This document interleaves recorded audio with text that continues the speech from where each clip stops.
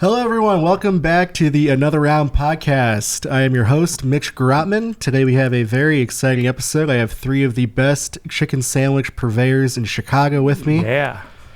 For those of you that don't know, a couple years ago, I made a chicken sandwich list where I endeavored to eat all of the best chicken sandwiches in Chicago. I ended up eating 125 different chicken sandwiches for that list. Yeah.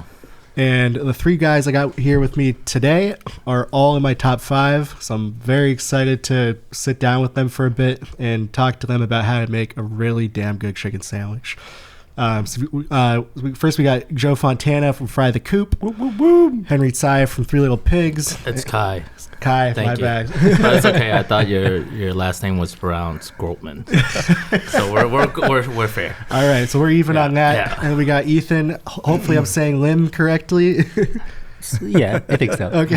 Pretty straightforward with that. And, Ethan owns a Hermosa restaurant. So let's get right into it. Well, I think you should back up a little bit because that list you put together went viral. It went crazy. That was like, I got it sent to me by like 400 people. I was like, I didn't even know you guys knew what Reddit was. Yeah, that was like, it kind of put the subreddit on the map before I put out like chicken sandwich list. It was kind of like a nothing thing, and that list really blew up. I think the last one I got 2 million views. That's crazy. Wow. It was quite a lot. And did you started Chicago food on Reddit?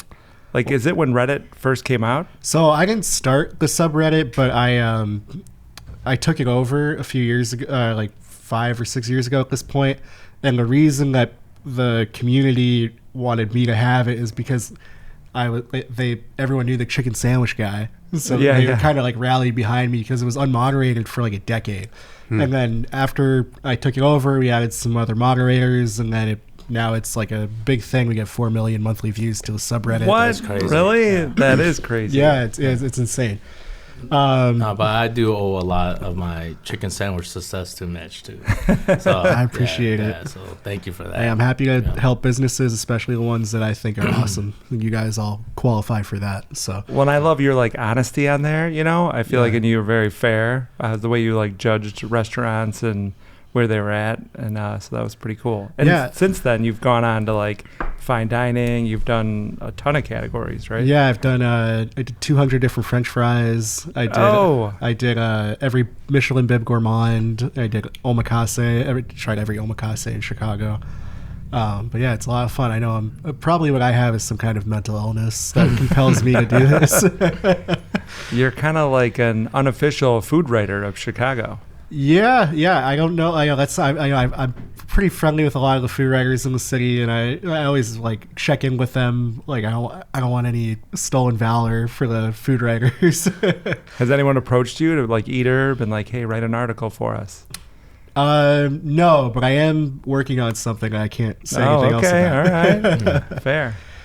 But yeah, I'm really excited to talk about chicken sandwiches with you guys. I thought it'd be good if we just start how you guys each entered this world, and then we can kind of go from there with the context of how you guys got here. So Joe, if you want to start. Sure. I'm Joe from Villa Park, Illinois. I started Fry the Coop in 2017, and now we got and it was all around a delicious handmade chicken sandwich, and we now have 10 restaurants, a couple hundred employees. It's pretty crazy. We're going to be building restaurant 11 pretty soon. But how I fell into it was I was actually working on a meatball concept. I'm Italian, grew up cooking meatballs with my grandma, and I was going all in on this meatball concept that didn't work out. And the real estate that I had signed a lease for fell through. So I was looking around for other restaurants at the time, and we found our Oak Lawn spot. But it was over the counter, very different from our meatball concept. And legit, at that time, I was living in San Diego, and I went to this place called the Crack Shack, and I had a chicken sandwich there. And it totally like blew my mind about how I forgot how much I loved fried chicken. Like I grew up in the suburbs of Chicago. Brown's chicken was a big deal when I was a kid. I remember my dad coming home and like you'd pop open that brown chicken box and like the smell would just like fill the room, you know? And then on top of that, I started remembering my grandma used to always cook these chicken cutlets and, you know, Italian style with Parmesan on them. But I remember she'd put them in these like sheet pans, fill the whole sheet pan with oil, and then she'd slide it in the oven, and halfway through she'd pull it out and flip them, And I kind of like thought about it. I'm like, she was kind of frying chicken in the oven in a way. But anyways, sitting at the Crack Shack in San Diego, I'm like, holy cow, like this is so good. How did I forget about fried chicken? Where I lived in a town called Temecula, there was no place for fried chicken. And there was no chicken sandwiches either. So I went home, and I remember just in my mind, I was like dreaming about the flavor about these chicken sandwiches. And so a friend of mine flew in from Chicago, drove back, took him to the Crack Shack in San Diego, and I grabbed one of the managers. I'm like, hey, what is this sandwich? And he goes, we gave it a cute name, but it's really a Nashville hot chicken sandwich. And I was like, what the hell is Nashville hot chicken? But it was that flavor that I couldn't stop thinking about. And that was the impotence of Fry the Coop being born. Hell yeah. Sick. All right, so we didn't start off as a chicken sandwich place. I actually started cooking out of my house in 2020. I've been cooking my whole life, but I learned it from my father. I never worked at a restaurant, never opened a restaurant, but, I wanted to try it out. And, I started off selling barbecue pork, 3LP fried rice. That's a whole different story. And barbecue and pork pot stickers. So that's why it's called Three Little Pigs. But when we had our shared kitchen, I hired my father, and, we were doing orange chicken and stuff like that. And one day, I just took a whole patty, because, we prepped our own thighs. I just took the whole patty and dipped it in our batter and threw it in the fryer. And my dad's next to me. He's like, "What the hell are you doing?" In Chinese. And then Boy, I was what are you like, doing? Yeah. So I know how to make walnut shrimp. So I took the mayo, the glaze on walnut shrimp, and then I used it as our sauce. And then the chicken, I'm like, okay, well, my favorite flavor or favorite style of Chinese food is jiuying. That's salt and pepper, right? So I just used our own house seasoning, tossed it, added some jalapenos, and then that was it. That was during the craze with the Popeyes chicken sandwich. Oh, yeah. Like that. I wanted to try it out. And then, I got hold with, Mitch and, oh, there you go. Yeah. And everyone else. You literally talked to me about this just now, too. But yeah, so that's how it was born. And then, we experimented with other chicken sandwiches. The second one was sweet and sour. So I cut a slice of tomato, a pineapple ring, bell peppers, white onions, and then we did that. Then we had the barbecue chicken sandwich, which you really liked. So that was my char siu sauce tossed in the chicken patty. And then the orange chicken, which is another one of your favorites. So in place of a wet tomato, we took a slice of an orange and then took the peel off, and then that was the replacement. And now we're actually doing something with Prince Street. We're making a chicken parm together. Nice. So we're using their marinara sauce, some basil leaves, fresh mozz slices. So in my chicken. So wait, at this point you're in your house, you're eating it, and you're just thinking like, oh, this is good. Like we gotta. Yeah. And you were selling out of your house, right? Yep. And this was like people had to DM you on Instagram to get the order. Yeah, people. Yeah, that's what really took off too. Like in China, and I'm sure Ethan knows too. Like a lot of people order food off WeChat. Yeah. Oh. Cakes is the number one thing that people buy usually. Really? Off WeChat. Is that like WhatsApp, like similar? Yes. Oh, okay. So yeah. So and then I was like, okay, well maybe in the US it will work. But that wasn't my intention to sell off Instagram. I was just posting pictures, and then my friends were telling their friends, and it just took off from there. So it's awesome. Yeah. Ethan here with Hermosa. I've been open since 2015, so it's 10 years. 10 years. Congrats. Yeah. Congrats. I feel it. Not so much some days, but some days more than others. But yeah, when the restaurant is the site of our family's first restaurant, and we've been there since '86. Oh. So collectively as a total, our family's been there it's going to be 40 years coming up. When I opened the restaurant, it was sort of intended to be the places that I hung out at after school, during high school. Your local sandwich shop with the arcades that your high school friends would kind of just spend 3-4 hours before you head home and the place sort of it really became that for the neighborhood kids. There were like 4 high schools close by, and they were great. They would come in, they would eat, and they would leave the place a lot cleaner than when they arrived. So it initially was more like just hot dogs and hamburgers, more of like your classic American fare. But I was making my own pizza puffs from scratch with bolognese.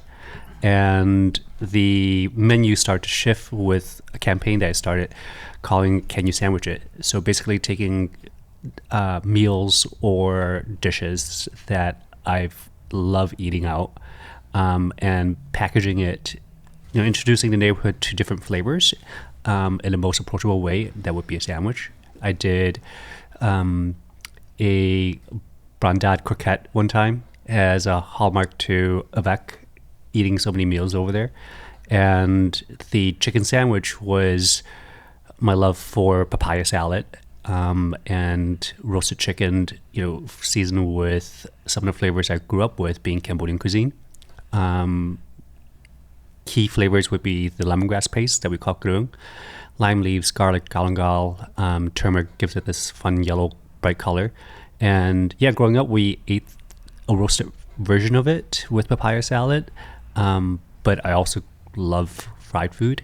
And I was like, man, acid, fat, spicy, let's try to mix this together.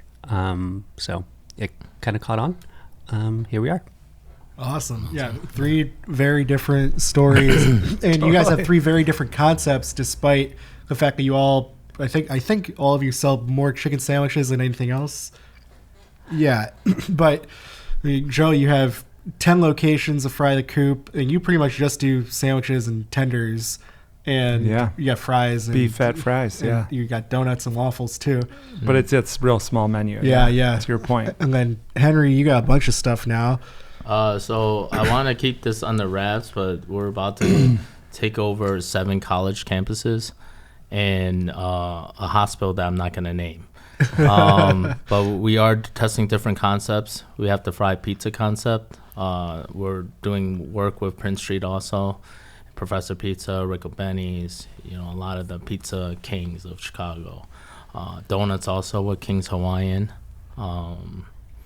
Chicken strips, because I do want to not gravitate, but ungravitate, if that's a word, from being an Asian chef. And I feel like, outside looking in, a lot of people look at Asian chefs like they have to make Asian food. And I literally talked about this the other day with a couple of my buddies. They're like, what's so Asian about what you're doing? I'm like, it doesn't have to be Asian. Non-Asians make Asian food. Why can't Asian people make American food or Mexican food? Like, that's really, what's the word I'm looking for? Like, well, whatever word I'm looking for.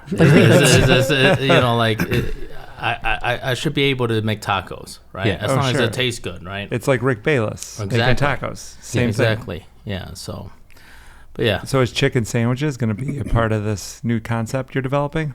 I'm working towards more non-Asian chicken sandwiches, like a Caesar chicken salad sandwich, and stuff like that, and but yeah, like I just want to do it all. Like when I was a kid, growing up, living in a segregated Chinatown, the only time I ever got to go see other cuisines was Ford City Mall when I went to the food court.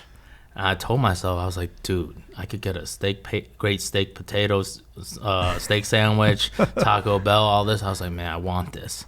So, that's my goal, is to do different types of concepts, different types of food, which doesn't need an Asian spin on it. You know what I mean? So, yeah. Well, I'm secretly hoping 3 Little Pigs comes to my neighborhood, so. Well, dude, maybe. Yeah, who knows? Don't scare me here. Yeah.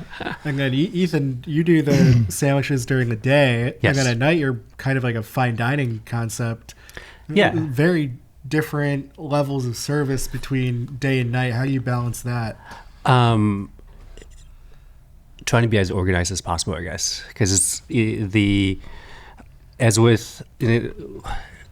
when I have a new team member that comes on, the one thing that I tell them right off the bat, it's disregard so many things that you've learned. The one key thing in terms of the foundation for what we do is understanding time. Respective time of how long it takes to produce something, to acquire a product. And we've also, like, at the shop, I'm also growing a lot of my own stuff too. And it gives you a very different perspective from the time to plant a seed to actually get the final product. So you start to cue into things very differently, where how long is it going to take to execute 18 to 20 dishes, all be ready before the guests arrive, and now you have to serve plate within a 2-hour time period so the guests can kind of comfortably eat within that time period. And then afterwards, with family meal, it's designed, the dinner dining is designed to be a place where time doesn't exist, which is complete antithesis of what I just mentioned. But it's us putting all the measures in, and also keep in mind that our team is basically just 2 people. Damn, seriously? Yeah, like 2, on some nights maybe 3 people. And how is that split up? Like in the kitchen, you're saying? We don't have defined roles. Oh. We all wear the hats. I love So that. you'll like make food and then bring it out to the table? Yeah. Awesome. Everything's all 95% executed before the guest arrives. And then by the time when the guests do arrive, we're just doing all the finishing touches. And the first 7 years, it was just me doing all of it. So doing the dinner series, it was, I was cooking, cleaning, janitor, marketing, everything all in one hat. Oh my gosh. Wow. Yeah. It's tough. Yeah. But it also, I mean, it's a challenge, but I think culturally too, maybe from our generation as well, we love to be tested, and we love to push the envelope to see like how much we can accomplish. And there's nothing more rewarding than it's like, all right, how high do I have to climb this hill? And then when you get there, it's like, you're at the top. It's like, nope, there's another hill to climb. So it's a very rewarding sensation, I say. Yeah. And so you've got 3 employees on top of yourself? On top of myself, I have 1 full-time employee and 1 part-time employee. Wow. And then Yeah. as a comparison, how many employees do you guys have? We have like 220. 220? Well, I don't have Something like that. 220, but Yeah. How we many have you got? about 4 or 5 per location. Yeah. So, Bridgeport, maybe 4 on payroll, but we have self-ordering kiosks.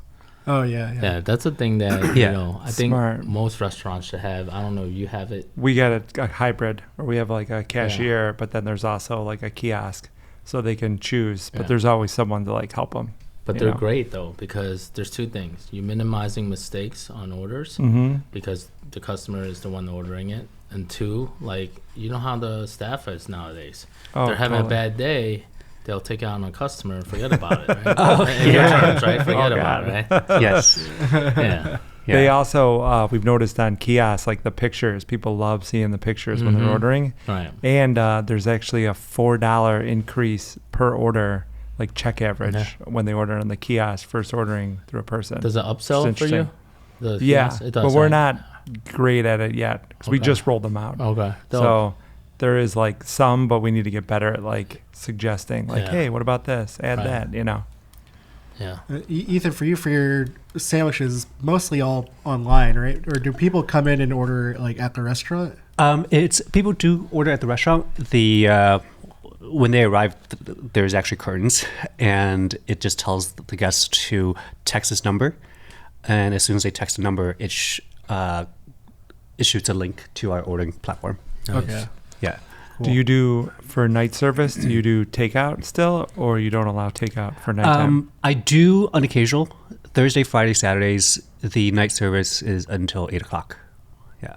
Unless I have like a really big buyout, then I'll cut off to go at like 5:00.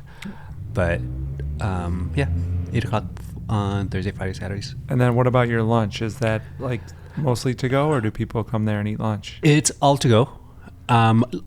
We do dine in for lunch on Saturdays by reservations, and when guests orders in, I will always reach out to them in advance to let them know too, because it's like we're somewhat of a destination, and guests can take a moment to travel. So I will respond to orders as they arrive and let them know that, hey, message us a few minutes before you arrive so we can finish building your sandwich and it stays fresh, versus all of a sudden it's like, all right, it's sitting there for like 30 minutes and it gets cold on this. That's the tough part. That's tough because when I was taking orders on Instagram too, they're always late, or they're really early, and then they're like they're mad they gotta wait 20, 30 minutes, but we're frying it fresh. It takes like 11, 12 minutes to fry a whole thigh. So, and if there's time and there's space available, I'll always ask the guys. It's like, hey, do you want to dine in instead of take it to go? But it's definitely dependent on space availability. Is your family's restaurant attached to your restaurant? Yes. Is it in the same building? Yep. Oh, okay. Yeah. Cool. About 12, 13 years ago, we tore down the old, it was like a wooden building. It was way hot in the summer, way cold in the winter. When it rained, it would start like swaying back and forth from the wind. Oh my God. So they tore down the old building, and there used to be apartments on top. We did away with that. My sister and brothers operate next door. They kept the Chinese American concept, and I have this weird little thing that Dad is like, when I was working at Aviator and at Next, Dad's like, hey, you should do something on your own, but you need to put mashed potatoes on the menu. Why? I always made Thanksgiving dinner. Oh, yeah, I was nice. I did all the full spread for Thanksgiving, and I'm sorry to disappoint, I haven't had mashed potato, have not gone on the menu yet. Sorry, Dad. Did you ever do a Hermosa Thanksgiving dinner? I did, yes, but for the family, but I have not done for the public yet. And I'm actually, it's in the planning phase for a Thanksgiving. So we invited to the next one then. So let's talk about the philosophy behind your sandwiches. So let's start with the foundation of the sandwich, bread. I think a lot of guests probably don't put any thought into the bread when they're eating a sandwich, especially a fried chicken sandwich.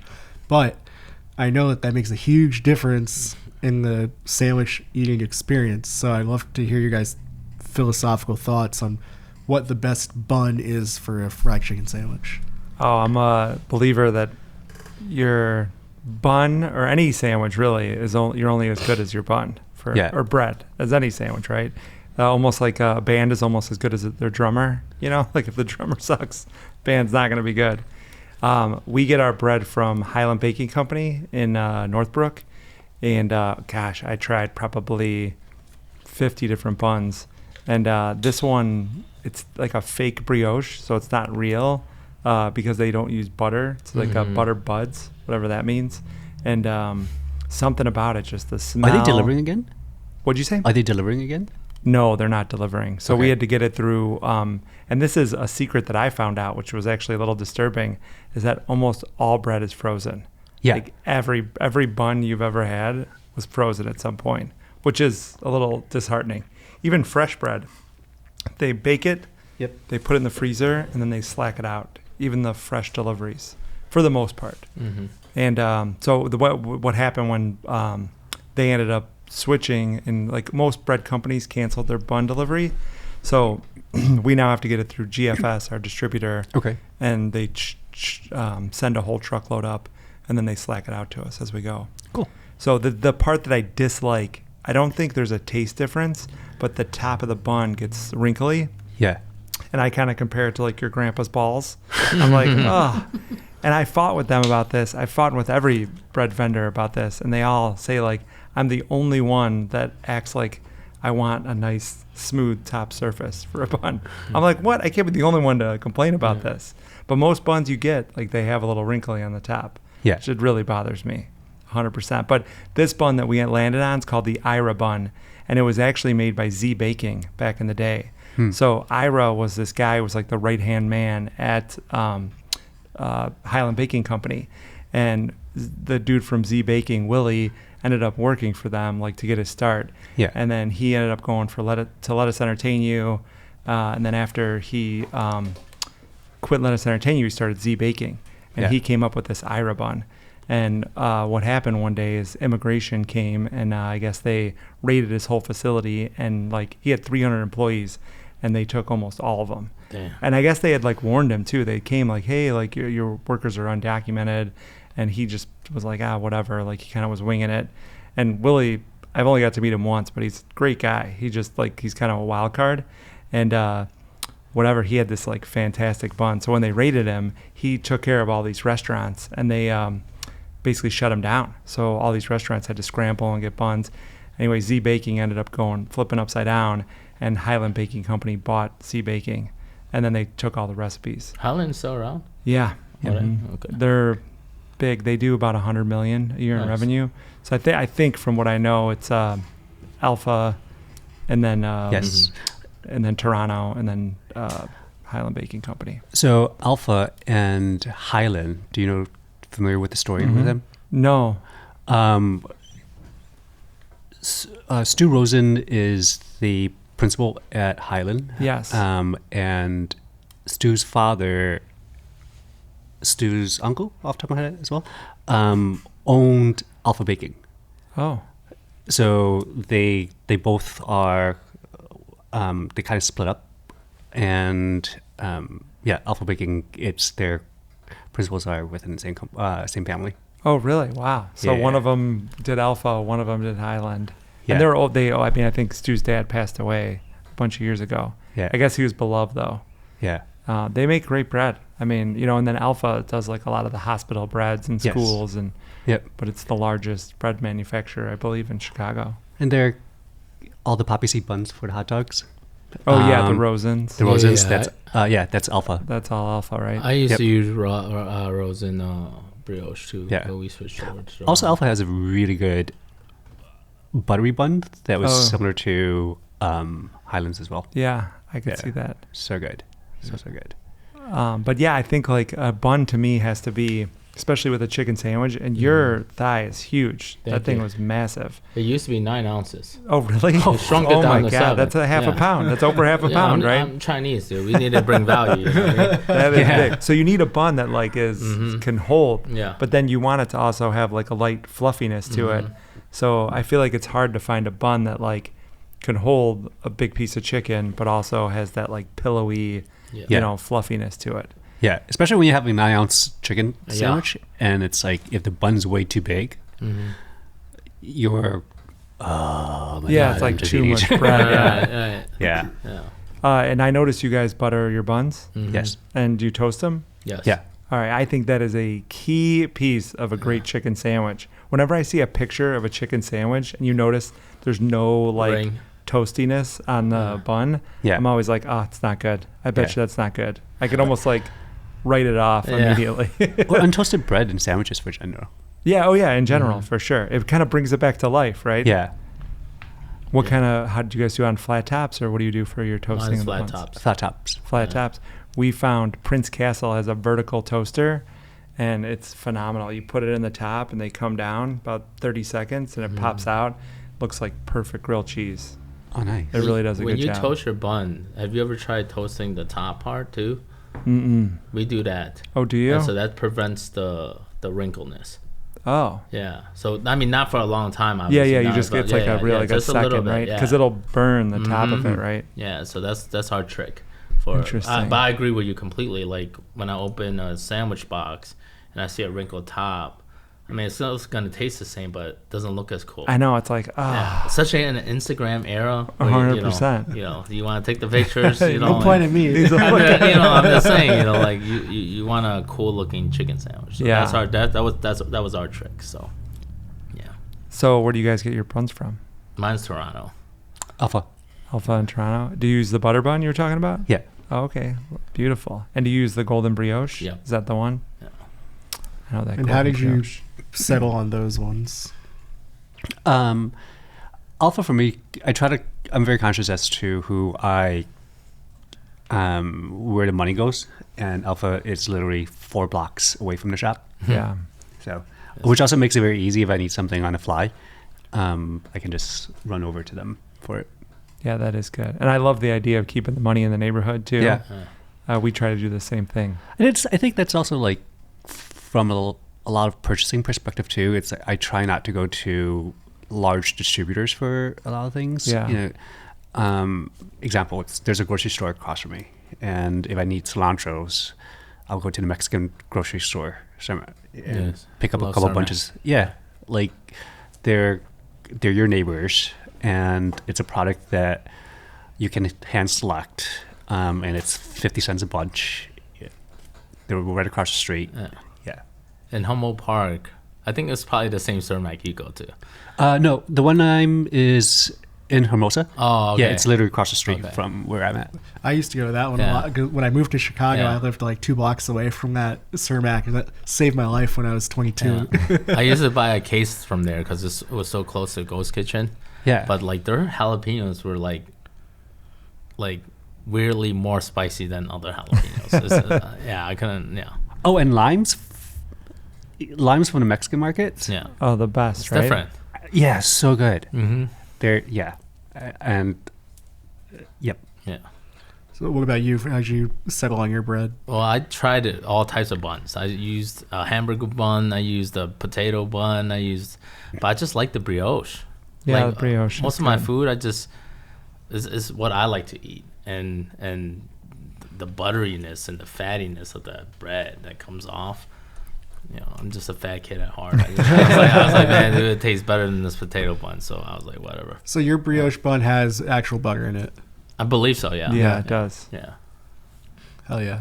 All right, let's talk about chicken. Okay. Tell us your chicken start philosophy. So, chicken, it mostly all comes from the South, right? We get our chicken from Jasper, Alabama.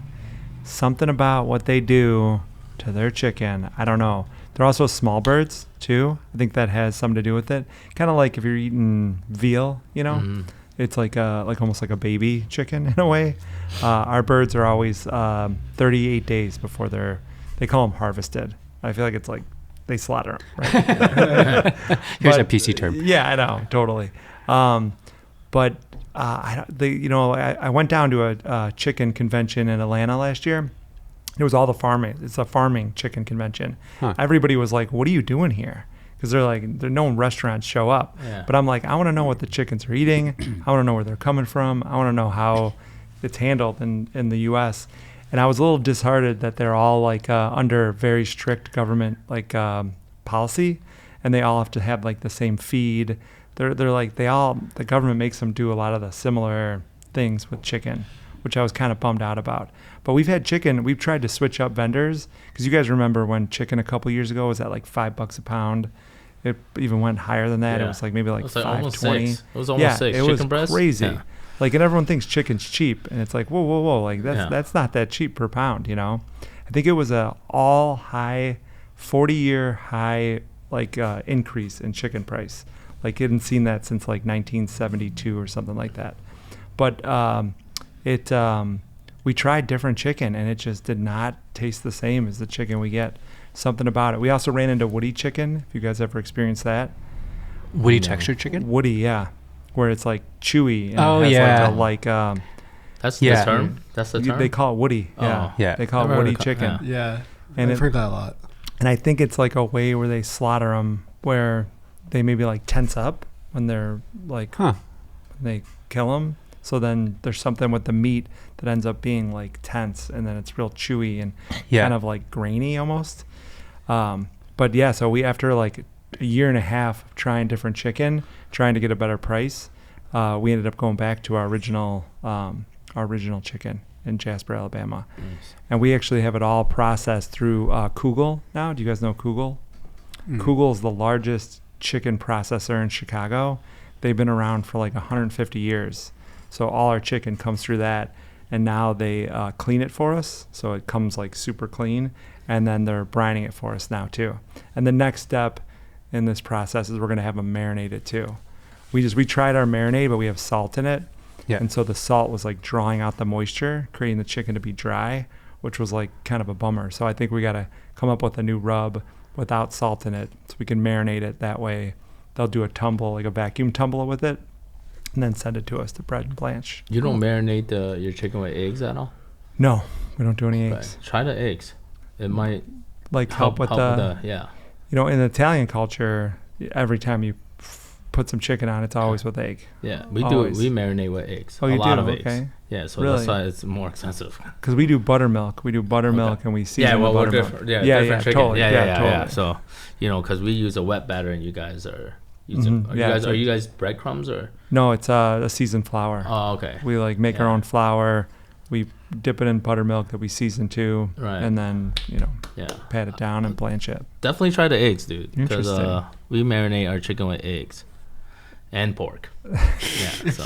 I love marinate it. your chicken with pork? No. We Oh, you marinate our your pork with okay, eggs. okay. Yeah. No. I was like, A lot wow, of this people is would be getting to a mad for next that. level. Yeah. What are the But for secrets do you have? us, we have a family friend.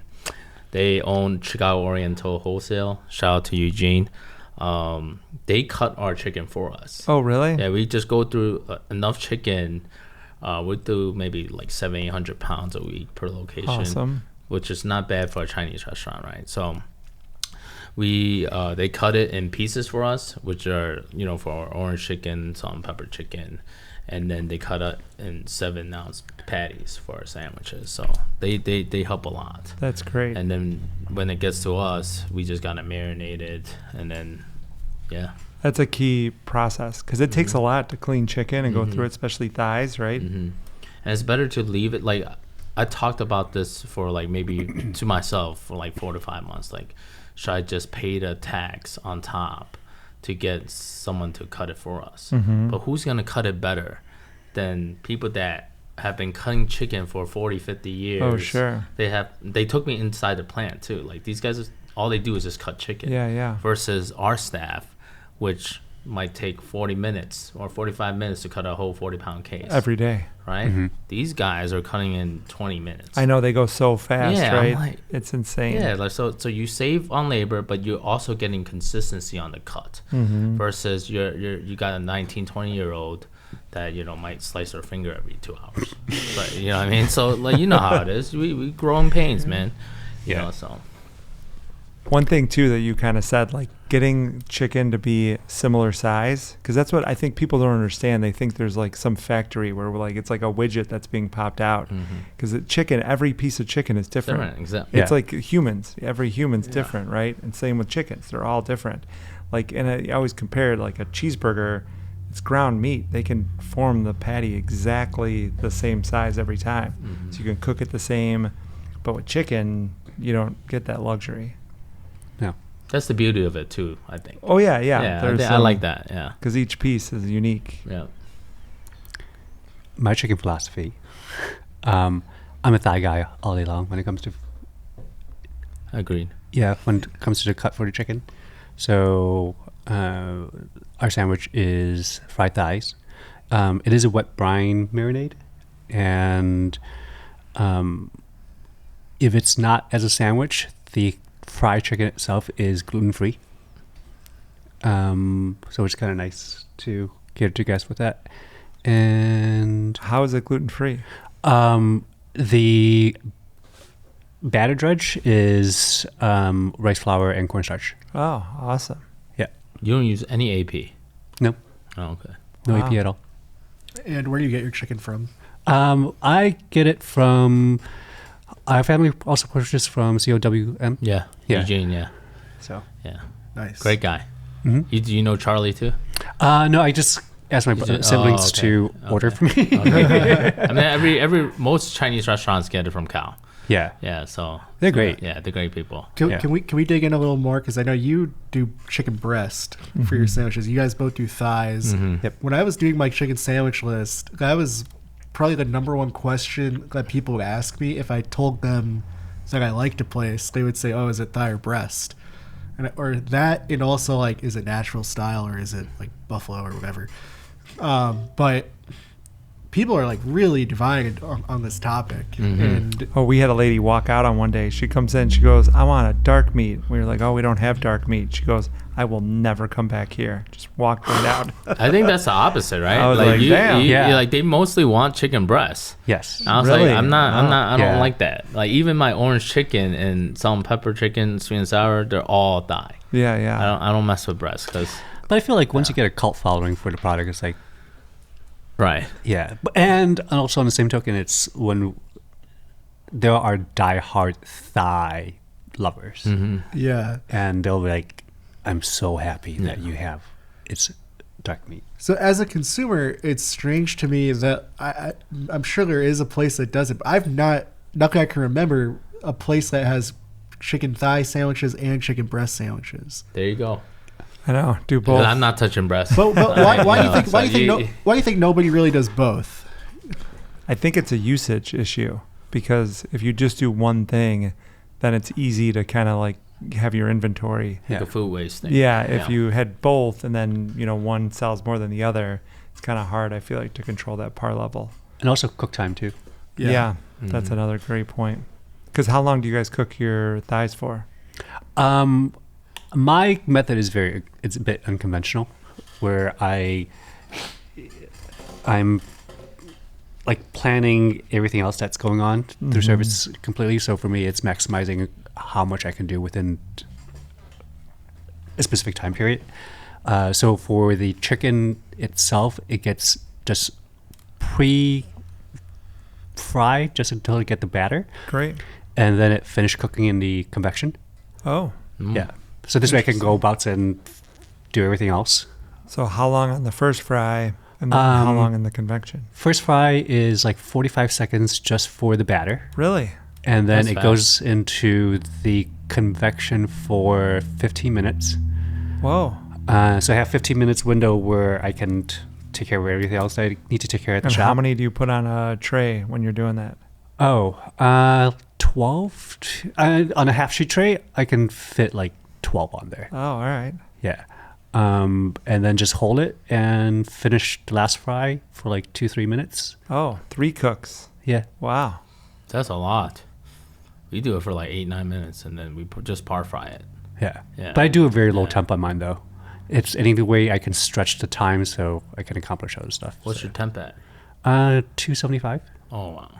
Awesome. What Like do you you- keep your fryer at 275? Oh no, the convection's at 275. Oh, the What about convection. the I deep see. fryer? Deep fry is 325. Oh, all What right. about you? I'm at 350, but we blanch at 300. Oh, then I'm frying it hot. I'm at 375. Oh, wow. Yeah. Yeah, I'm frying it hot. Also, Wow. like, there's a good amount of sugar in my brine. And the That- sugar burns, right? Yeah. That's tricky. Mm. Yeah. So I initially was doing mine at 350, 375, but then Yeah. it's like, it just burns so fast. We go through so much pickles and we end up with pickle juice, and there's nothing to do with pickle juice. I mean, not that much quantity. I mean, it's Yeah. insane. So one day we thought, why don't we brine all the chicken in the pickle juice? And I was like over the hill, thrilled about this because I was like, yes, we can finally like use the pickle juice. But the sugar's burned. Yeah. There's so much sugar in the pickle juice. It was turning the chicken like really dark. Yeah. It tasted good, but the color was so dark. It was like, no, that's not going to work. Yeah. It was a bummer. So can you guys, for the audience and myself, for people that are not in the food world, or at least like in the way that you guys are, can you help illustrate to people like what the difference really is between if you fry the sandwich at 370 versus 350 versus 325? Like what kinds of differences is that going to create in the sandwich? Well, I think let's take the size, for example, if the piece of meat is too big, and what you're going to get if the temperature is way too hot is outside burn before the inside cooks. Okay, yeah, that makes sense. Yep. Yeah, and I feel like depending on how you play with your time and temperature, you're really trying to get to the same degree. You want it juicy, Mhm. you want it hot. The thing about chicken too, and then thighs are a little more giving, right? But when you get over 165, it starts to dry out. Yeah. But like technically, you're supposed to cook meat to 165, but like have a steak at 165, you'd be like, this is overdone, right? Yeah. So like, I think 155 is the perfect temperature you're trying to get your middle to. But you're right. You want it to be nice and crispy on the outside, not too overcooked, but fully cooked all the way. But in a way where, like, when you bite into it, it's still like juicy. That's one thing with hard. your sandwich. Like, it was a juicy piece of breast. Yeah, which is really hard to accomplish. Yes. That's why, like, especially breasts are hard. It's really about the staff also, right? Because you finding a great chef or a great cook is tough nowadays. Where that's why we aim for the thigh, because there's I don't want to say more room for mistakes per se, but cooking chicken breasts is a lot tougher than the sure. thigh. Yeah. So I agree with both of you guys, especially on the size of the chicken, because sometimes it is thicker. Even though they're 7 ounces, they could be this thick. Yeah. But this Yeah. So yeah, same thing with exactly what you said too. So It's tricky. And so we fry in beef tallow. So all the beef fat is what we fry in. And we tried thighs originally, but it was like, and I hate that this was so long ago that I started questioning it, because I remember it being like too fatty. Like it was like, and maybe my thigh was too fatty that I like tested. But I remember like frying it in the beef tallow and then having it with our Coop sauce, which is basically like a mayonnaise base that's more fat, and our coleslaw, which is like got mayonnaise in it, so it's more fat, So, and then butter on the bun. So I felt like for us, the sandwich was like fat on fat on fat, and it was like too much. So the chicken breast for us was like a perfect like in between, where it like it's balance. there's almost no fat on it. So then everything else like kind of pulled that all in. So it gave it that fattiness that like the chicken breast needed. Yeah. What do you guys fry your chicken in? mine's canola. Canola. Same. Yeah. And you should try beef tallow. It's fantastic. It's a little more expensive, but holy cow. And it's kind of a pain in the butt too to work with, but man, is it good. We tried it. Oh, you did try it. Okay. We tried it. Yeah. What did you think of it? I'm down with canola. Oh, okay. It's a pain in the butt, honestly. And like the thing that I like about it most is that we fry all our fries in beef tallow. So they're beef fat fries. They are fantastic right out of the fryer. Yeah. But 5 minutes later, 10 minutes later, 20 minutes later, it's like they're nowhere near as good. That's one of the reasons for me it's the fry example is a philosophy for me. It's like I like fries. I enjoy cold fries, but I enjoy cold fries when they're crispy versus cold fries when they're soggy. I love soggy fries. I know, I'm kind of with you on the soggy fries. You guys ever had Rico Benny's fries? Yeah. Rico Benny's? Yeah, but I don't remember them. They're just crinkle cut, aren't they? They're super soggy. They're almost really? they're almost like sloppy. Yeah. Oh. Yeah. Like Red Hot Ranch almost, but Yeah, soggier. yeah. Okay. I was thinking that's Gene and Jude's where they wrap them in Exactly. the, Yeah, Just it's like so that. similar. Yeah. But like there's something about them that are like so soggy, but I love them. Almost like everything about Rico Benny's is like a mess. Yeah, totally. But that's the beauty. I mean, I'm from Chinatown, Bridgeport, so I grew up on it. 100%. So, yeah. So, okay, so is there a right answer between thigh and breast? Obviously, I'm you guys thigh all day. You're like thigh even, all day. Even if I wasn't, a chef or a restaurant owner, I'm eating only thigh. Yeah. What's funny about me is I only like dark meat. Yeah. Like if we're going to get chicken or like there's a big bucket of chicken somewhere, like I'm sorting through for the dark meat. But I don't know, the sandwich, there's something about it that I feel like it's like, to me, it's almost like it's not as heavy, when you eat the thighs. I don't know. For fried chicken, I mean, the best fast food fried chicken is Jollibee's for me. And that's a lot of it is because they only use dark meat. Oh, really? Yeah. They only use dark drums meat? and thighs. Yeah. You guys never had Jollibee's? No, they don't have a sandwich though, right? They do, but Oh, they do? I think I had it once. So it was no. There's only one in Chicago, right? No, there's one on. Well, if you don't count the Tui one and what's the other one by Seafood City? There's only one in Chicago, which is on Michigan. Oh, okay. Yeah, I live right around so there. there's 3 in the whole Chicagoland area now. Yeah. Oh, interesting. Yeah. No, I've never tried it before. Yeah, So get the spicy. It's on my I list. feel like we got to take a side for a minute to talk about fast food chicken sandwiches because there's a ton of debate about those. I think probably the most popular debate is between Popeyes and Chick-fil-A. Popeyes all day, hands Culver's.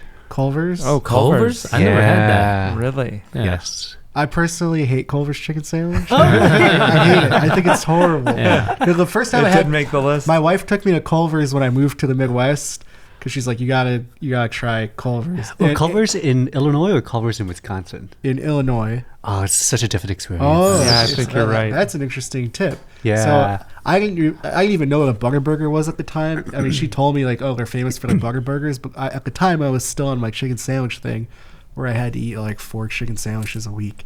So I was like, obviously I'm gonna get the one at Culver's, and I thought it was horrible. But it was in Illinois, so maybe they're different in Wisconsin. Yeah, the heat hits differently. Okay. The one in Wisconsin. So Culver's is your favorite out of all the fast food chains for a chicken sandwich. For chicken sandwich. Yeah, I would say so. What about between Popeyes and Oh, Chick-fil-A? actually, Oh. no. It's a gas station called Quick Trip. Quick Trip. Yes. Okay. Chicken sandwich. Their spicy chicken sandwich is like $3.99, $4.50, and yeah, that's a spicy chicken sandwich. And you can Jeez. dock it up. They have this like condiment station that you can Yeah. even add more stuff onto it. Yeah. Wow. I didn't see that coming. I've Yeah. not had the Quick Trip one. Yes. So- if you also, to digress a little bit from Yeah. chicken sandwiches, they have a McRib, pork rib sandwich At Quick Trip. at Quick Trip. That's on Tuesdays. It's $2.50. Damn. Wow. I Yeah. feel like How you're many just liking ounces the of price pork? here. How many ounces of pork is in there? How many ounces of pork is It's in basically the same size as you're going to get a McRib, there? Oh, that's the real process then. You're not, but Yeah. but it tastes good. Supposedly. Yeah. I haven't had Yeah. it. What about you? So here's my thought on this. I've had Popeyes where it's like lights out. And then I've also had it where it's unedible. Like took one bite and I'm like, oh, what is this? And then I've had the KFC sandwich where I was like blown away. huh? And then I've had the KFC sandwich where it is also unedible. So I feel like there's just so much inconsistency in the fast food that like you're not getting the same product. Like Yeah. Popeyes, I had Popeyes out of a gas station in California that it was like life changing. I mean, it was so freaking good. Out of a gas station, right? Yeah. But like I feel like it just depends on who's handling it. Yeah. And if they do it right, it's epic. But I feel like most of the time it's a miss. Speaking of KFC, you guys remember the potato wedges? Maybe I'm a little Oh old. yeah, I remember yeah, that. yeah. Those were the Of best course. things. There used to be a KFC in Chinatown Square. Oh, all right. When there was only 3 like stores in all of Chinatown Square. KFC was actually in there. And I would think I was maybe 8 or 9 years old when KFC was there. All I ordered was 1 large box of potato wedges. I just went home. I remember those. You remember that? You remember the KFC in Chinatown Square? Yeah. Well, Yeah. KFC is huge in China in general. I think they have more stores in China than they Mhm. do anywhere else. In all of Asia, actually. Oh, And really? In Thailand, is really, really popular. Jeez. They have this thing called Zap Chicken. So good. I learned that in Japan, it's like, I think I'm gonna mess this up. It's either Christmas or New Year's. Like everyone just gets KFC. Like that's like the tradition. Could of the be country. Korea. Because Koreans love their fried chicken really? too. Yeah. Yeah, Koreans do love their fried Yeah, chicken. it's crazy there. Well, speaking of KFC, have you guys had the Double Down? Yeah, I've had that. Have you guys ever Yeah. thought about doing something like that at your restaurant? What is it? I don't know what it is. Oh, It's 2 chicken patties It's and the then patty's the bun. Yes. And then all the condiments Yeah. are inside of it. God, that's got to be so expensive.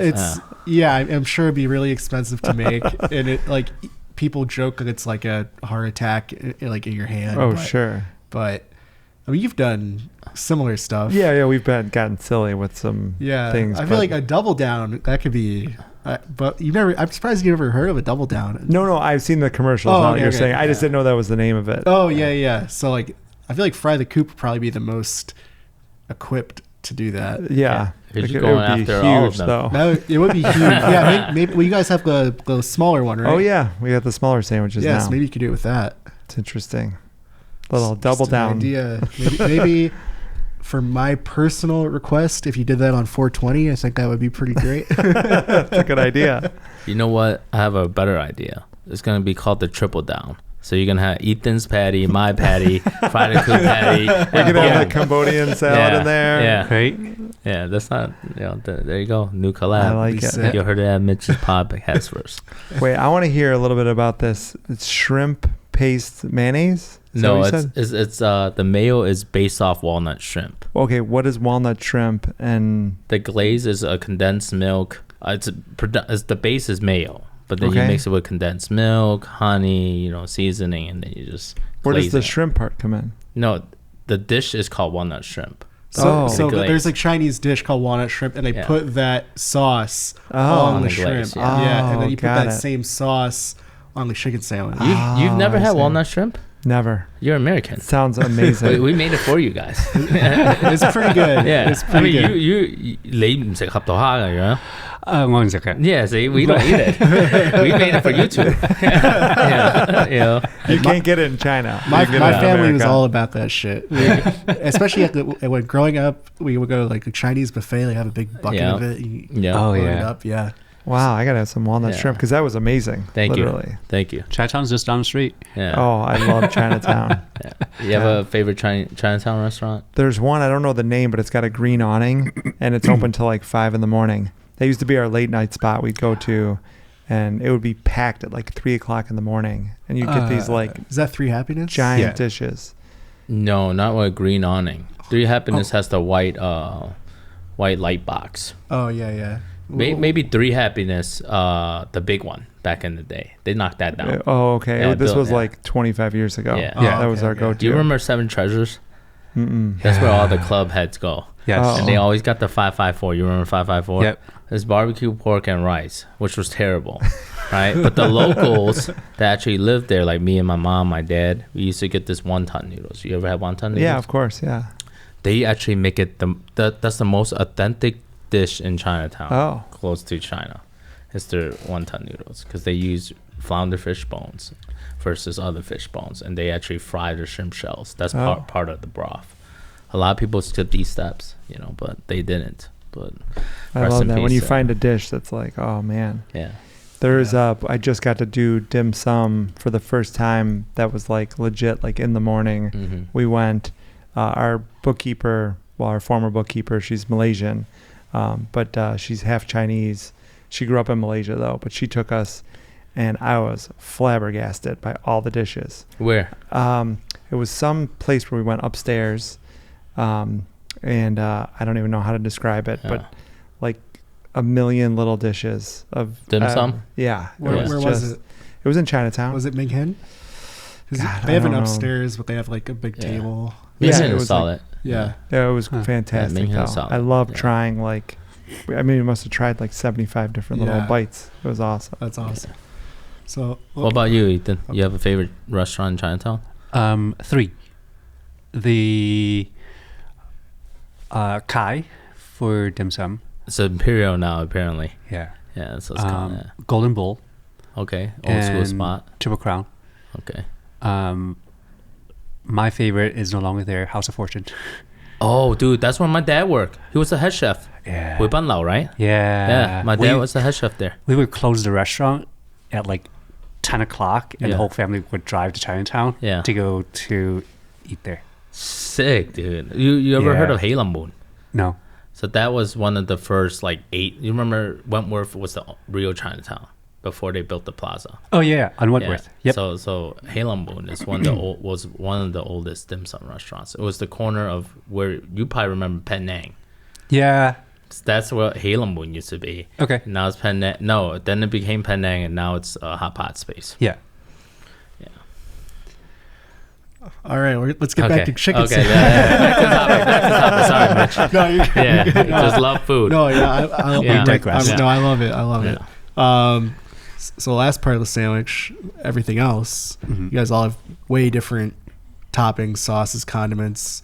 Love to hear how you guys kind of arrived at what you guys ended up putting on the sandwiches. That is one thing I think is awesome about chicken sandwiches is you can almost take it to any flavor town you want to. Mhm. Yeah. Like literally, like the imagination is as far as you can go. Ours, I mean, typical Nashville hot chicken flavors. But one thing that I noticed is that there was never chicken sandwiches in Nashville. That was not a thing. That actually pretty much came out of California. Hattie B's even being like the main, place that made Nashville hot chicken popular. They didn't even have a sandwich in their menu until Holland Ray's started selling out like crazy for years with their chicken sandwich. They're really good people too. Like if you wait in line for like an hour and by the time you get there, they give you free stuff. Yeah, they're great. Literally, yeah. Great hospitality, their energy. Johnny is just such a humble guy. It's like, man, matching their energy is like impossible because it's like, and nobody. Do you guys know about Holland Ray's? Yeah, Holland Ray's is this chicken sandwich. He's the first one that brought Nashville hot chicken to Los Angeles. Dave's Hot Chicken is basically like a copycat of like Holland Ray's that like exploded. But basically they had a 3-hour line up until the pandemic.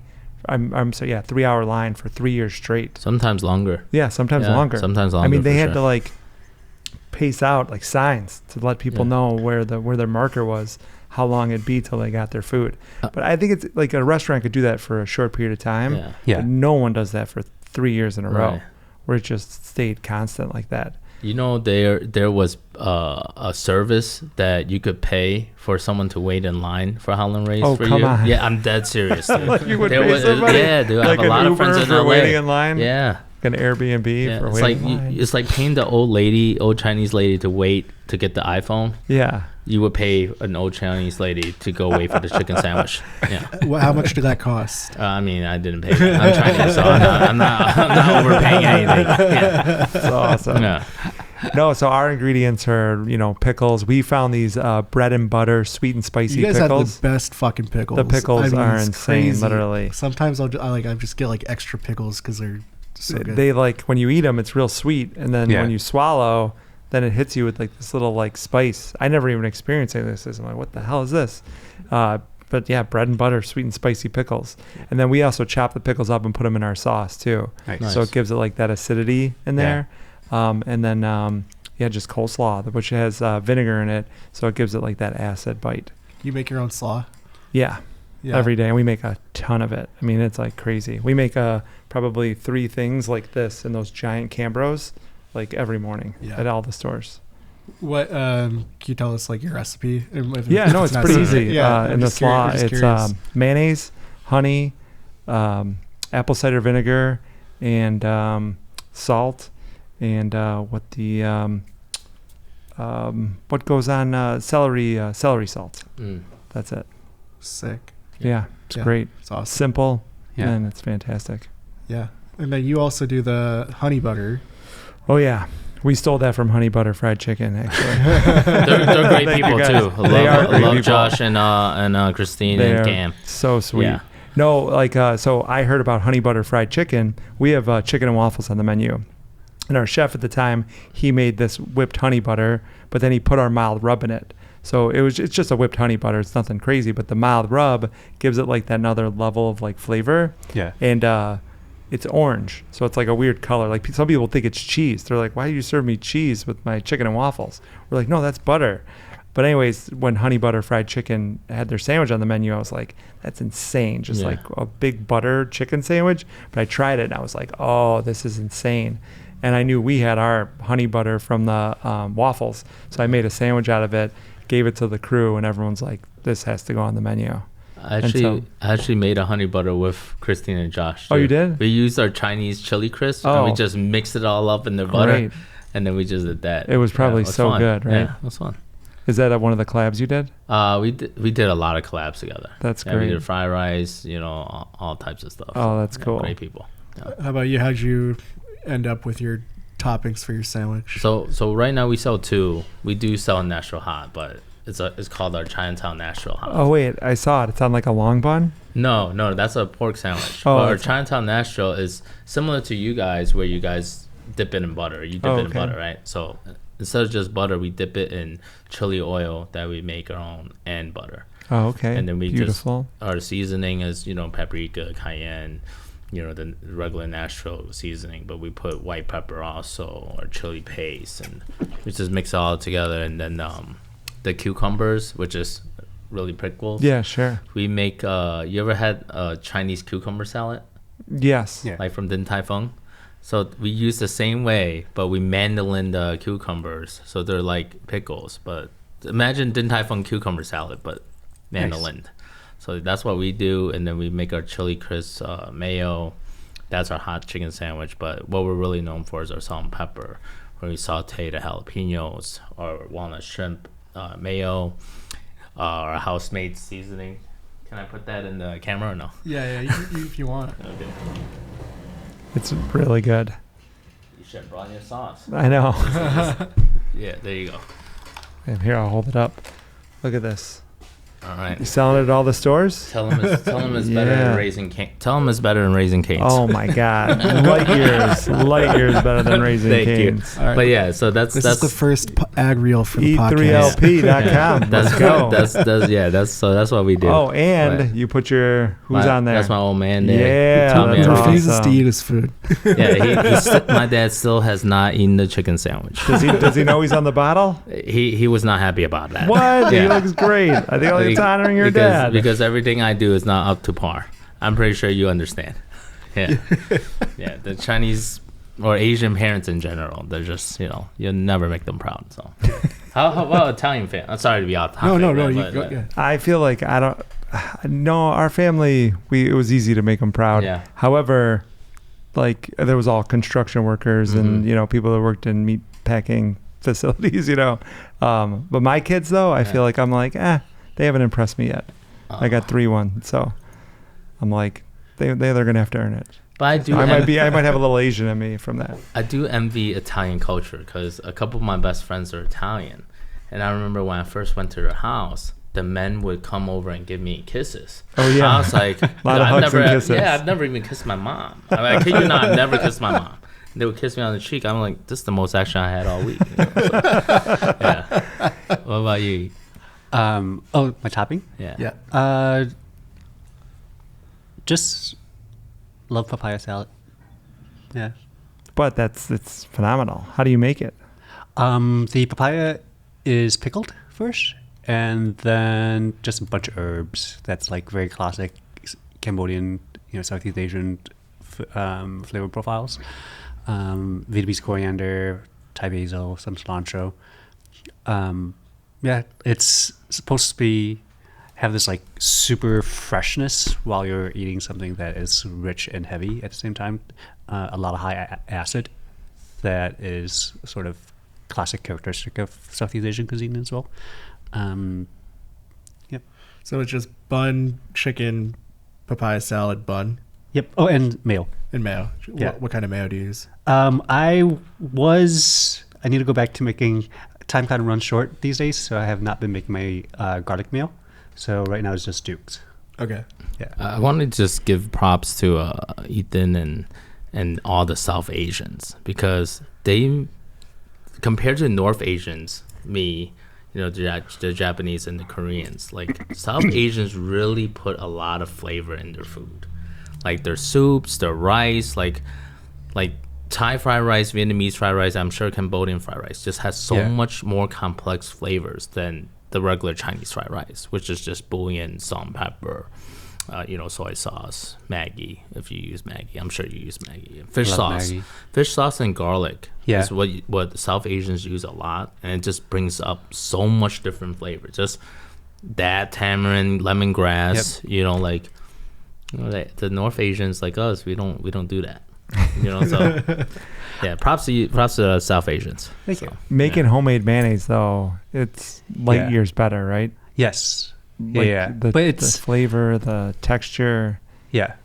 I had to segue a little bit for, it's like we had team members also executing it too. So maintaining consistency. Sure. But now it's kind of, I've dialed things back a little bit. So a few new items are in the works. That's like, all right, I got time to start making my own mayo again. Nice. Yeah. You got to pick your battles, right? Yeah, for sure.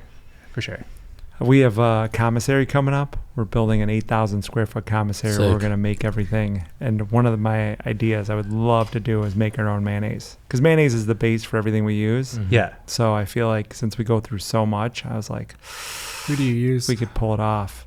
Right now we use Ventura, which is a company out of California. We loved Hellman's mayonnaise, but their price is so expensive. It's insane, literally. They call me constantly too. Like every 2 months I get a call from Unilever and they're like, what do you think about coming back to our mayonnaise? I'm like, well, cut the price in half and I'm in, you know. They won't do it. Yeah. So, I mean, obviously, like a big topic of discussion in the restaurant world in the last couple of years has been rising food prices. How do you guys figure out at what point has the cost gone up to the extent that we need to raise our price?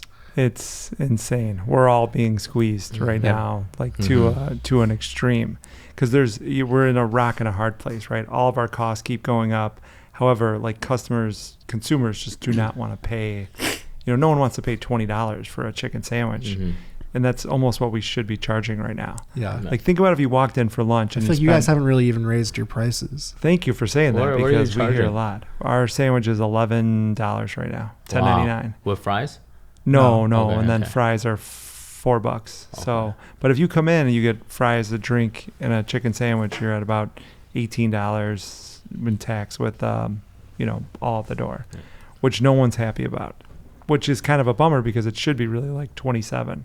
Yeah. So like if you went to lunch and got a chicken sandwich for $20, fries for $7, and a drink for $5, you'd be at $32. And that's probably what we need to be charging to make money. Yeah. Not even just like go to the yacht store. This is just to like keep the bills, going. Yeah. But no one wants to pay that. So it's margins are really tough. Yeah, it's always like as a consumer, I don't really have visibility into what all the things cost. I just know that like we notice things going up, and then people get upset because okay, now I have to get the same thing for more money, or some places they make their food smaller or they start cutting corners, and then now you're paying the same price for a worse product. Yeah, it's a lose-lose. It's really it's different.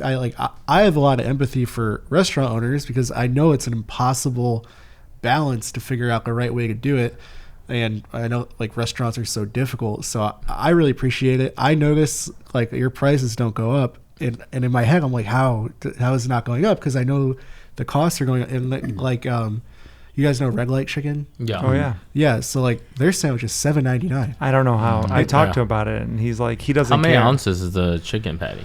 That'd be like Probably, 4. No. Five. It's bigger. It's probably 6 or 7. That's the same size as my chicken Yeah, sandwich. and even It's he probably has 6. It's probably a little bit smaller. he has an than that. 8-piece nugget for $6.99, and that's it's like half a pound. Yeah, it's usually you So- get way more than 8 nuggets. Right. You get like 12. Yeah, and it's honestly like I know his food cost is awful. Yeah. It's got to be Yeah. awful. Yeah. And You they're know? using white meat too, right?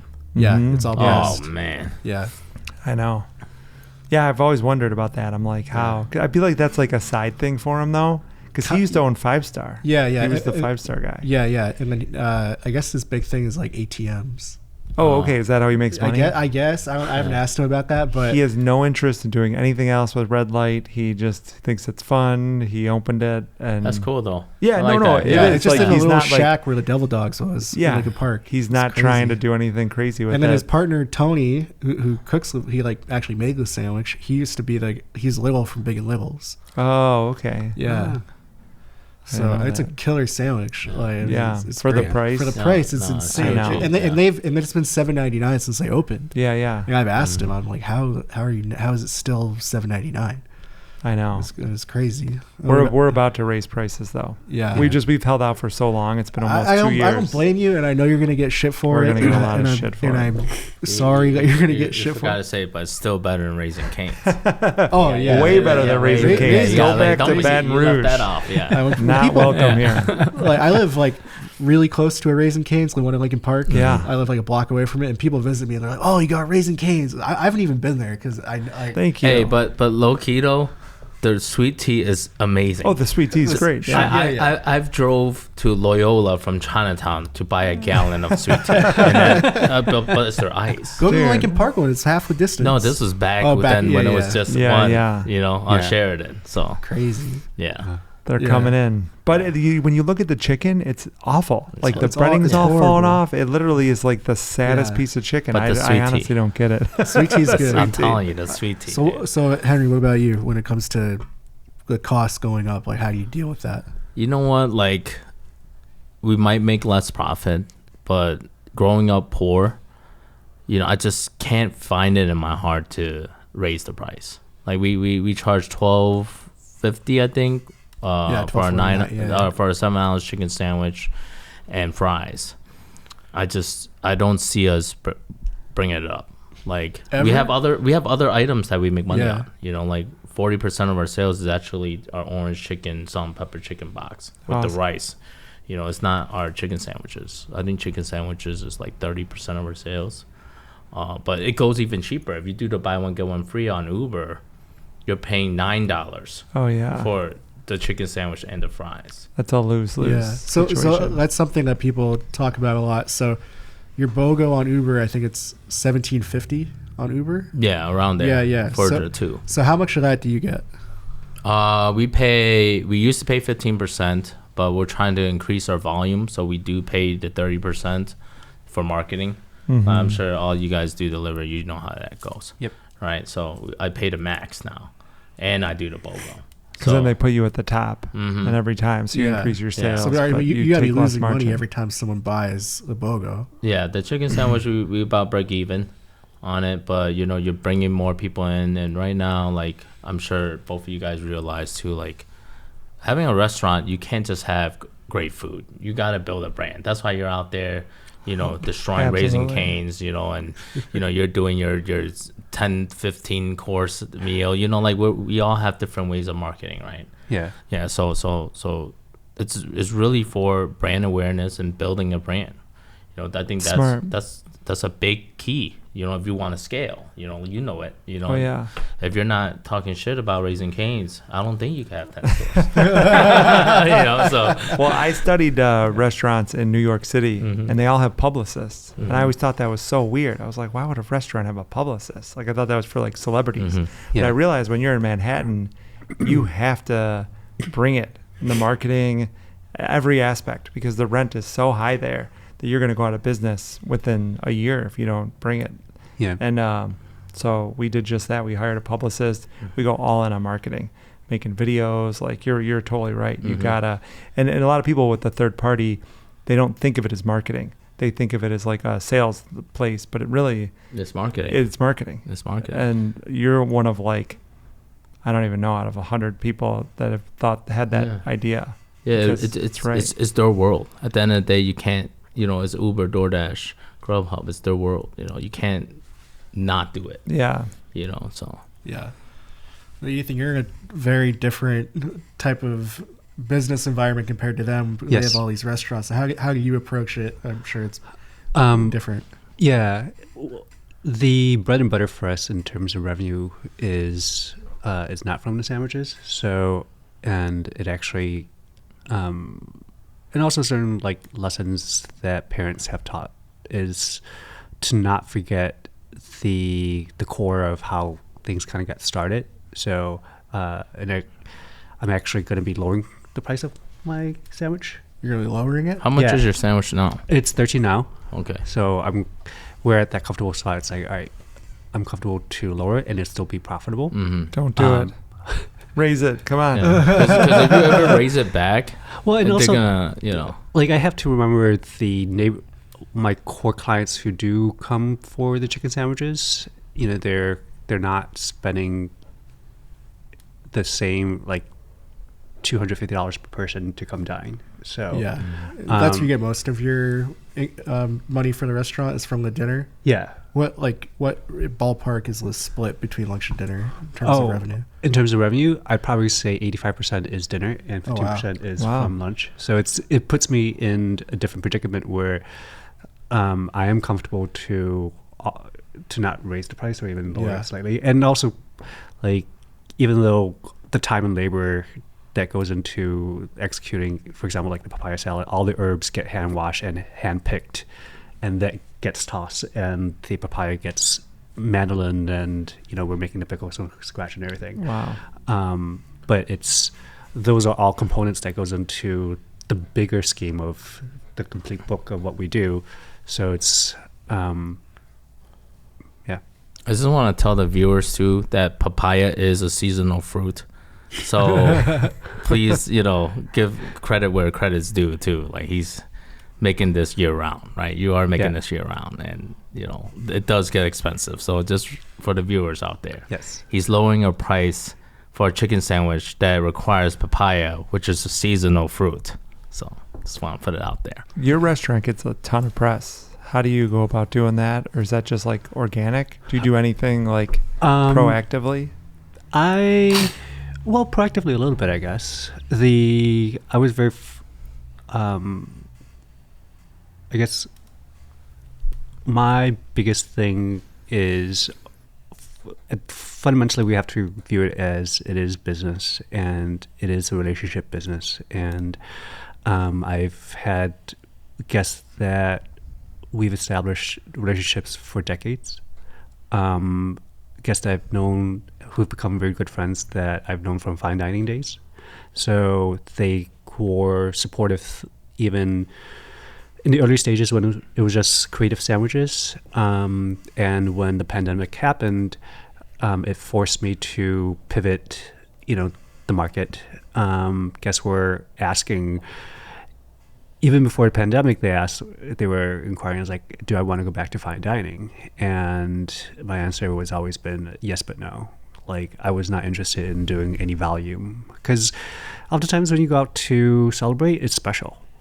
And the worst part of the experience tends to be, well, many layers to that is when your reservation's late, or you're there for a special occasion, you're spending, $300, $400, $500, and then all of a sudden you get felt as if you're being rushed out.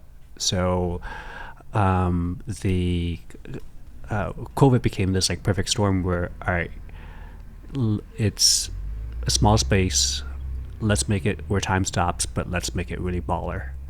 And it, like, influential diners who travel all over the world dining at Michelin star restaurants, they came and spread the word. And I think the real blessing for me was connecting with the wine community, because I'm totally BYOB, and there's some really fun bottles that's come through. My most memorable one was like 3 years ago. A guest brought in 100-year-old red wine from Crimea. Jeez. Wow. Like, still intact. So it's, it created a space where collectors came in, multiple magnums. I have a really good friend that puts together, that gathers industry people once a month to come dine. And chefs, somms, one of our last somm dinner was like 12 guests, 37 bottles later. Whoa. Yeah. So those are... Wow. It's like 2 bottles each, bottles. right? More than Jeez, that. God. Yeah. So it's... So dinner for me has become like a lot of self-marketing, and a lot of it is just word of mouth. A huge part of great. it's been just word of mouth. Sick. So. Wow. That's great, literally. Maybe a good question to kind of wrap it up with is, what is your favorite, it's a 2-part question, favorite chicken sandwich that's not someone at this table in Chicago, and your favorite restaurant in Chicago, any restaurant? Ooh. I'm going to go last. No, okay, I gotta go think first because about- one of you guys is gonna take the Roos. So I like the Roos. I also liked Cluck It a lot. That was one of my favorites. I will say Cluck It Yeah. is probably my favorite one I've ever had. Thank you, Mitch. R.I.P. Cluck It. Everybody, thank Mitch. I know. Yeah, It was too big, though. Don't you think It it was was too big? huge. It was a huge. mess, but but that it was fried in felt like- butter, dude. it was Really? Yeah. Is that how Fried they in did butter, it? dude. There's Yeah. like a million ingredients in it. It was it was too big and it Yeah. would fall apart. But like, just when you got that like middle bite, that like nothing. I mean, it was Yeah. good. Yeah. It was good for But sure. I agree. It was too big, and then like every time you go in, it would be like $2 more, and then by the end it was like But the $23. the Yeah. chef was real nice too. Like I had to talk with him when I first had it. Which one? I don't remember his name, It but was he just was a guy really. and a girl, right? No, It's a couple? it's 2 couples. Oh, 2 couples. Yeah, so like 2 guys that met at Momotaro, and then some guy liked their karage, and then so one of them's name's Kanan, and then the other guy's Joel, and then they like their COVID deal ran out in their location, and then they had like this GoFundMe. Kanan took all the money, fucked off. He's working at some restaurant in Indiana. And then the other guy, Joel, who I think is like one of the best chefs in Chicago, he's like the nicest guy in the world. Like, so I always like feel for them because they got fucked, and everyone's like, "What happened to Cluckett?" And they got fucked. Is what happened. This guy Kanan just took all the money. Yeah, their sandwich was great. It was insane. Yeah. So now Joel's helping Boca with like all the Chicago Athletic Club stuff. Oh. So they just opened Mito Sushi, so I think he's working there, and then he's gonna reopen the Cherry Circle room. He's awesome. I love Joel. But yeah, Cluckett was sick. Yeah. The Roots. I love their Nashville hot on the biscuit with a lot of honey. Their mac and cheese is also good.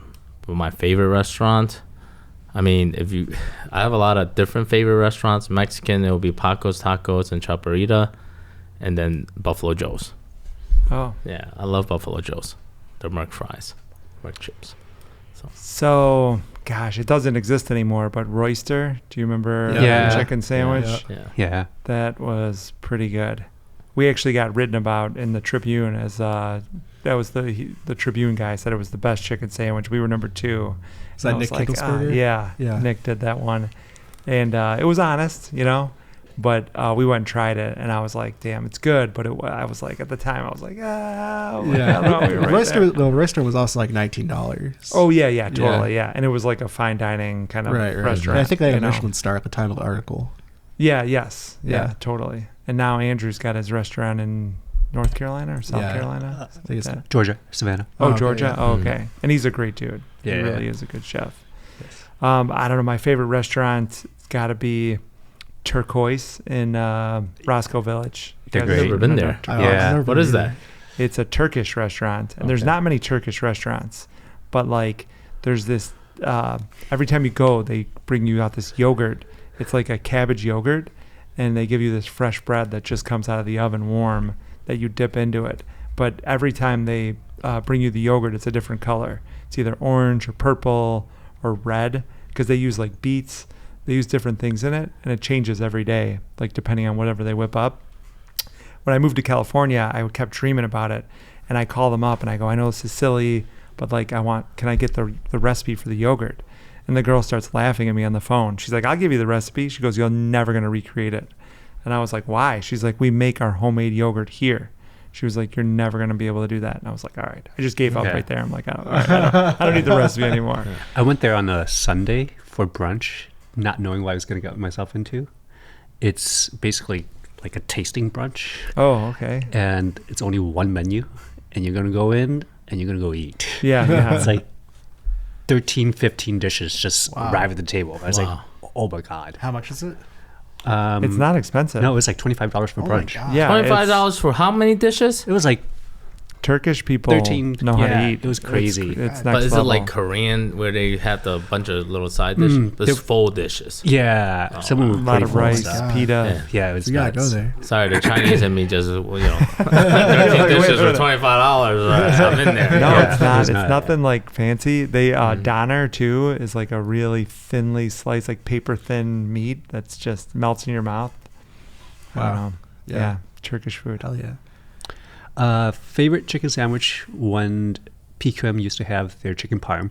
Yeah, I'm a sucker for chicken parm. I know a good chicken parm is next level. Yeah, I had a chicken parm on the menu with Tunuda's hot pepper spread. Yeah, so it's like anything with parm. It's so good. I just had a really good chicken parm last week at Dimmy Dimmy. Oh, I heard about It that. just opened. Yeah, it's really good. Yeah. How was the pizza? Pizza was solid. Not as good as Pizza Michi. It looked like so thin. It's really thin. Yeah, it is excellent. We got the pepperoni pizza. I'd be happy to eat it again. But where is it? I don't even know where it is. It's on Armitage and Lincoln Park. So it's like maybe like 2 blocks west of Armitage Ale House, that's Armitage and Sheffield. So not far from there. All right, cool. I will not say favorite restaurant. Okay. Yeah, too many friends. Yeah, fair enough. Fair enough. Yeah. Too many friends for that. I totally get it. When is this gonna air? Like 2 weeks. Oh, 2 weeks. Okay, then it's too late. But at PQM, all three of you guys are invited this Friday. We're doing our pocket donuts at PQM. Oh, nice. So we're using Bang Bang pie, pie filling, Margie's Candy's caramel, and graham cracker crust. So you guys, we'll take care of you guys. Yeah, appreciate it. Sounds great. All right. Any closing remarks? I'm just happy to be with you guys. We were number one on his list for a while, and you guys dethroned me. So knuckles to you guys, literally. Your chicken sandwiches are great, and honestly, it's an honor to be at this table. Likewise. Yeah, I'm super honored too. Thank you. Big shout out to Mitch just for putting us on the map. I remember when we hung out last week, he did ask me like, oh, what got me to where I'm at? And, it's people like Mitch, people like Titus, good friends of ours, like the ones that are writing from us from underground per se, like Reddit and stuff. Like people really take that more serious than, the big time articles. Sure. Because they're big time. I'm not going to say who they are, but, they name the same restaurants every year, So I know exactly these who guys you're that talking are about. on the trenches in the streets eating different restaurants every day that don't get written about. Yeah. Right? Like the Turkish restaurant you said. Yeah. Like he'll probably be one of the first to go there and actually eat it versus just, based off your recommendation, he goes. You know what I mean? Ssure. So, yeah, big shout out to Mitch. Big shout out, Mitch. Big honor to be around Chicken Sandwich Kings. You guys all are an inspiration to me. Your scaling and marketing ability, your chef. You're a real chef. I'm not a chef. So I mean, not like that, but he's taking seasonal fruit and trying to lower the price. Yeah. Me and you over here trying to raise the price. You know what I mean? Yeah, so also too, I want to say there's not many podcasts in Chicago, especially around food. Yeah. I feel like in LA and New York, there's like a million, right? Yeah. But like Chicago, you guys are filling a void here that's needed. Yeah, there's really not a lot. So this is the content that I wanted to exist, and no one else is making it. So that's my inspiration to make this. Love it. Yeah. No, it's great. Like getting inspired by everyone here. Different direction and embracing your culture as to how you like exploding just the scale of what you do. It's my younger days. If I was in my younger days, I'd be thinking, oh man, do I want another restaurant? Dude, you're only a few years older than us. Dude. What are you talking about? Well, different balance of time. I guess. 3 restaurants is like a great balance of life. I feel like once you get after that, then it's like you're so far down a rabbit hole that you have to like keep going. Yeah. So it's like a dangerous moment. You got to learn to past just 3. trust your staff too.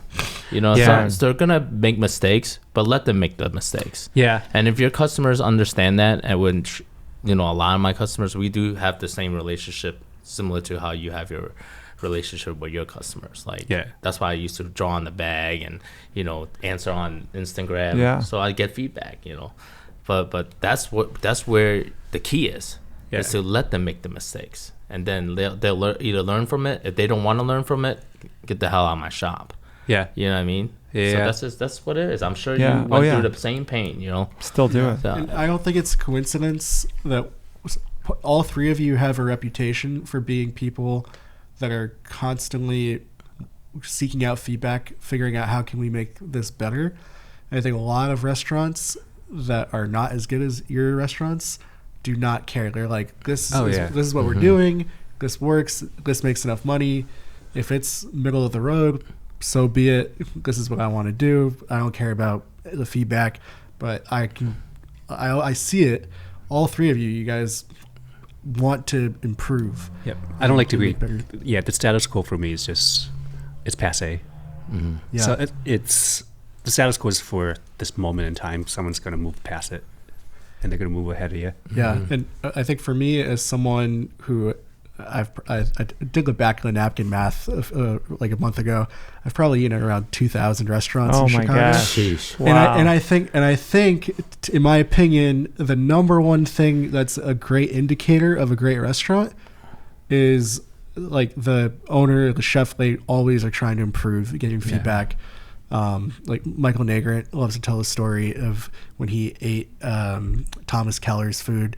Thomas Keller like walked up to him and asked for like genuine feedback, and that like shocked him because Thomas Keller doesn't need Right. Yeah. Right. So thank you guys so much for your time in doing this. It was a lot of fun. Yeah, Thanks so much for having us. Cheers to many more. Yeah, nice meeting you all, youths. All right, that is episode 3 of the Another Round podcast. Thank you all for listening.